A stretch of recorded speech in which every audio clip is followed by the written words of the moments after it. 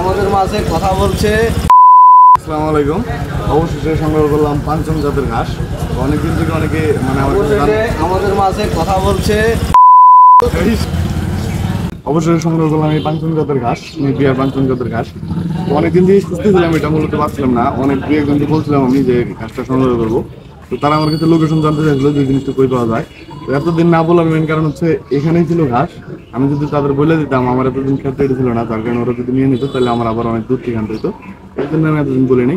তো আজকে লোকেশন দিয়ে দিচ্ছি। এটা হচ্ছে উপজেলা প্রাণী সম্পদ অধিদপ্তর, ভুঙামারি। এই পাশটা দেখেন, একটু দেখেন। এবার সে প্রচুর পরিমাণে ঘাস আছে। আপনাদের যাদের যাদের লাগবে আপনারা হচ্ছে প্রাণী সম্পদ অধিদপ্তরে যোগাযোগ করে নিতে পারেন। তো ঘাস কিভাবে কাটতে হয় সম্পূর্ণ ভিডিও আমি আপনাদের দিব। সম্পূর্ণ ভিডিওর সাথে থাকেন, দেখবেন, দেখতে পাবেন কিভাবে কাটতে হয়।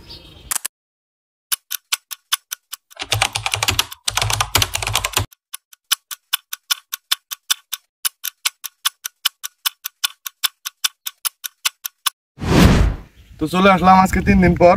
মূলত ঘাসের কাটিং গুলো যেভাবে ছোট ছোট করে কেটে রেখে দিয়েছিলাম, এটা হচ্ছে খের অথবা হচ্ছে পাটের বস্তাতে জাগ দিয়ে রাখতে পারেন। 3 দিন অথবা 2 দিনের মধ্যে এরকম ঘাসগুলো গজা যাবে।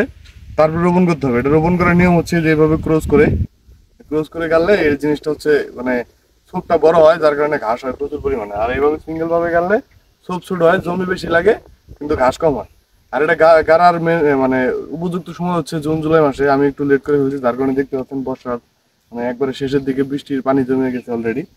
তো এখানে চাষ করা হয় নাই, যদিও মাটি নরম, গাড়লেই মানে চাপ দিলেই ভিতরে ঢুকে যাবে, যার কারণে হচ্ছে এরকম চাষেরও প্রয়োজন নাই।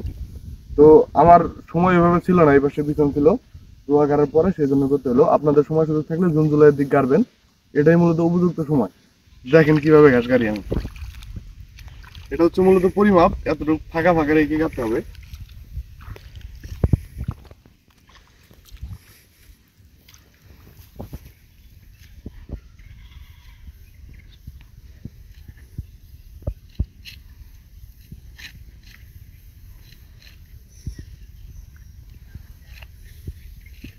তো এইভাবে কেটে দিলেই মূলত হয়ে যাবে। এইভাবে লাইন মানে লাইন বাও কেটে দেবো, যাতে ছেলেমেলে না হয় এবং গাছের এই যে ছোট ঘাসগুলো যে হবে সেগুলো তুলতে যাতে পরবর্তীতে সুবিধা হয়। তো আজকের ভিডিও এই পর্যন্তই। ভালো থাকবেন, সুস্থ থাকবেন এবং আমাদের জন্য সকলে দোয়া করবেন। আসসালামু আলাইকুম।